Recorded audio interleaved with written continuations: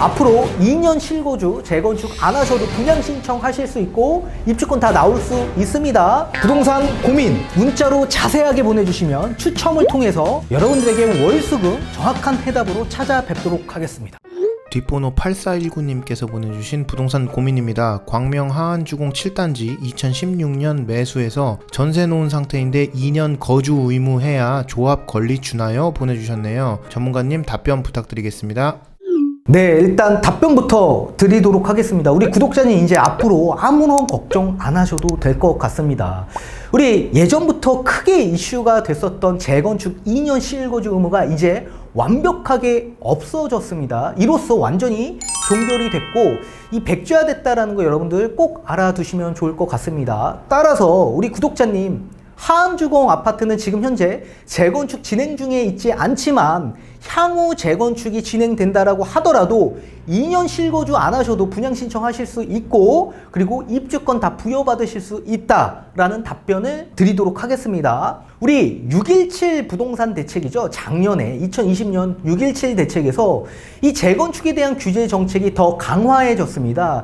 특히 이런 재건축에는 투자 수요가 많이 들어오기 때문에 투자 수요 유입을 제한하기 위해서 이 재건축 2년 실거주 의무를 신설을 할 예정에 있었습니다. 근데 이 재개발 재건축에 대한 법률인 이 도정법이 개정이 돼야지 이 법이 시행이 될 텐데 이 지금 법안은 넘어가 있는데 국회에 계속 계류 중에 있었던 이유가 이 도정법이 계속 개정이 되지 않았기 때문에 그랬던 거고요.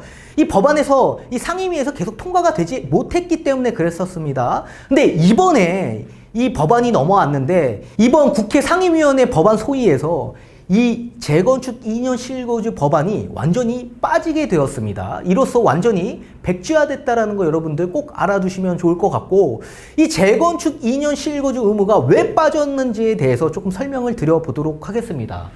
자, 이 재건축에 대한 규제 정책이었죠. 2년 실거주 의무. 이게 없어진 게 정말 천만다행입니다. 지금이라도 없어진 게 굉장히 다행스럽다. 이 없어진 가장 큰 계기인 첫 번째, 만약에 2년 실거주를 할 경우에 불보듯 뻔합니다. 전세 가격이 지금보다 훨씬 더 폭등할 가능성이 있기 때문에 이번에 빠진 첫 번째 계기가 되지 않았나라고 생각을 합니다. 지금 전세 가격이 제가 앞전 영상에 토대로 해서 이 목동 신시가지 소형 평수 전세가 3억이었는데 이게 한두 달 만에 지금 얼마가 올라갔습니까? 거의 7억이나 실거래가가 찍혔습니다. 엄청나게 올라갔죠. 그래서 전세 수요자들이 어떻게 해요? 내몰리게 되는 상황이 발생이 돼버렸습니다. 특히나 2년 실거주 하려면 집주인 입장에서 10년 정도는 살아야지 시세차익이 워낙 큰 재건축 아파트에 장기보유 특별공제 80%를 받을 수 있기 때문에 10년은 살아야 되는 상황이 나올 수밖에 없겠죠. 따라서 2년이 아니라 10년 동안 살아야 되는 수요가 굉장히 많아질 수밖에 없는 상황이고 그렇다면 전세 수요층들은 계속 내몰릴 수밖에 없고 전세 물량이 감소하기 때문에 전세 가격은 계속 올라갈 수밖에 없는 구조이다.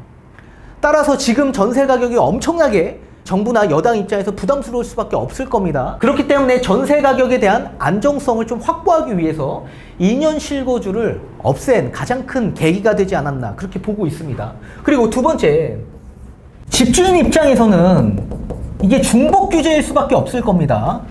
현재 지금 대부분의 이 재건축 단지에서는 토지거래 허가제로 다 지정이 되어 있는 상태입니다. 그죠? 웬만히 좋은 지역 일대에서는 대부분 다 토지거래 허가제로 지정이 됐죠.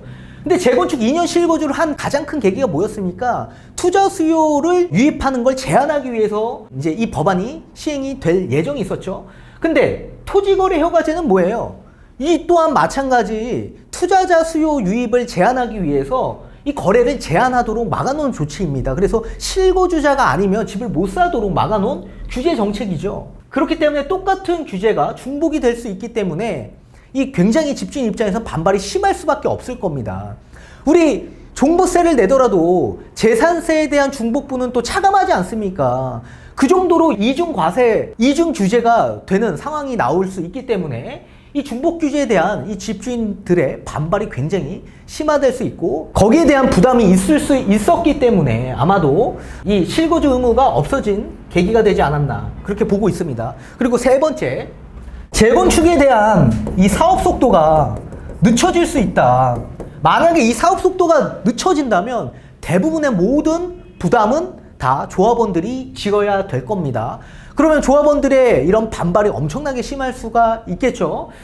이 사업 속도가 늦춰지면 늦춰질수록 조합원의 분담금은 늘어날 수밖에 없는 구조이고, 근데 대부분의 재건축 아파트의 70% 수요층들이 다 투자 수요입니다. 그렇기 때문에 이분들은 원래 2년 실거주를 안 해도 입주권을 다 부여받을 수 있는데도 불구하고 2년 실거주를 해야 됨으로써 사업 속도를 의도적으로 또 늦출 수밖에 없는 상황이 나오고 2년 실거주를 또 해야 되고 전입하고 전출하고 여러 가지 또 시간적인 사업에 대한 속도가 늦춰질 수밖에 없는 상황이 발생될 수밖에 없겠죠. 따라서 이렇게 사업 속도를 늦추면 늦출수록 조합원들의 분담금이 계속 늘어나는 구조와 함께 여러 가지 재건축에 대한 규제책이 계속 중복되면 중복될수록 지금에 대한 민심이 더 외면될 수밖에 없는 상황을 만들 필요도 없는 상황이고요. 또 여기에 전세 가격이 계속 올라가면 올라갈수록 전세를 살고 있는 서민층들에 대한 민심이 계속 외면할 수밖에 없는 상황을 만들 필요도 없는 상황이기 때문에 이런 여러 가지 이 중복된 상황들로 인해서 이 재건축 2년 실거주 지금 할 필요가 없다라는 생각에 아마도 이 법안 소위에서 빠진 걸로 보여집니다. 이 법안이 통과되지 않은 거에 대해서 굉장히 다행스럽게 생각은 하지만 지금까지 재건축 아파트의 가격을 엄청나게 끌어올리지 않았습니까? 2년 실거주 때문에. 그러니까 사람들이 어떻게 했습니까? 조합들이 추진위에서 재건축 조합 설립을 엄청나게 빨리 진행을 했어요. 재건축 조합 설립 인가가 나니까 어떻게 됐습니까? 가격이 엄청나게 뛰지 않았습니까? 재건축 아파트에 대한 가격 상승을 본인들이 유발시킨 거 아닙니까? 또 여기에 피해들이 굉장히 막심하죠. 기존에 이런 전세에 살고 계셨던 분들, 전세 가격이 엄청나게 뛰니까 어떻게 해요? 내몰릴 수밖에 없는 상황이 또 도래가 됐고, 또 이렇게 값싼 지역 일대 입지가 좋고 학군이 좋아서 계획을 세워서 들어오려고 하셨던 분들도 집주인들이 엄청나게 금액을 올리다 보니까 들어오지 못하고 지역 외곽으로 빠지는 상황으로 발생이 된 겁니다. 또 여기에 집주인들은 2년 이상 실거주 해야 되기 때문에 사업 시행 인가가 난 재건축 단지에서는 무조건 필수적으로 빨리 거주해야 되겠죠. 근데 이런 낡은 아파트의 집주인들이 그 낡은 아파트 기존대로 살겠냐고요. 인테리어하고 들어가지 않겠습니까? 그러면 그 인테리어 비용은 누가 책임져 주겠습니까? 또 여기에 임대사업자 등록하신 분들 실거주 2년을 꼭 채워야 되기 때문에 잦은 말소에서 과태료 3천만 원 내고 본인이 들어오신 분들 엄청 많지 않습니까? 이런 분들 어떻게 할 거예요? 어떻게 책임져 줄 겁니까? 따라서 저는 그렇습니다. 지금의 정책 기조가 너무나도 변동성이 심하다. 이렇게 변동성이 심한 정책 본 적이 없습니다. 본인들이 계속 내세웠던 정책 기조가 계속 변화되고 있는데 어떤 사람들이 이 정책을 믿고 따르겠습니까? 자, 아무튼 우리 구독자님들 앞으로 2년 실거주 재건축 안 하셔도 분양 신청하실 수 있고 입주권 다 나올 수 있습니다. 그렇기 때문에 걱정 이제는 안 하셔도 된다. 많이들 걱정하시느라 수고하셨습니다.